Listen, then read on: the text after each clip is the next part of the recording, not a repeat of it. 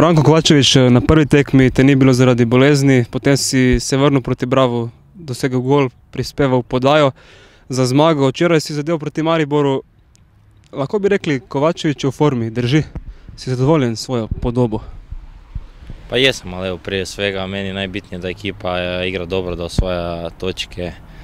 Mislim da je to najvažnije i da smo što zdraviji, pošto vidimo da ima sad puno utakmica, a vrlo je bitno da imamo širinu kadra tu. Poraz, zmaga, remi. Uspeli smo se odzvati po tisti tekmi Sežano, po visokem porazu.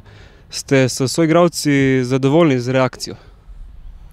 Pa dobro, iskreno kad smo izgubili nije bilo baš neke velike panike, radili smo dobre pripreme, znali smo šta trebamo raditi, koji je naš plan i ta reakcija je bila dobra, ja bih rekao prvobitno iz tog razloga jer smo svi vjerovali i znamo da to nije prava slika naša bila, znamo da ni ne možemo lošije od toga, digli smo glave, odradili ono što je trener rekao i na kraju smo ušli sa 2 utakmice, rekao bi dobar niz i nadam se da ćemo nastaviti tako.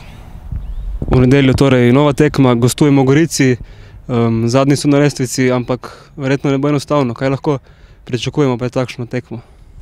Pa igrao sam osobno igrao sam jednom u Gorici i sad jednom je Gorica došla nama, vrlo organizirana ekipa, dobro se i brane, dobri su i na lopti.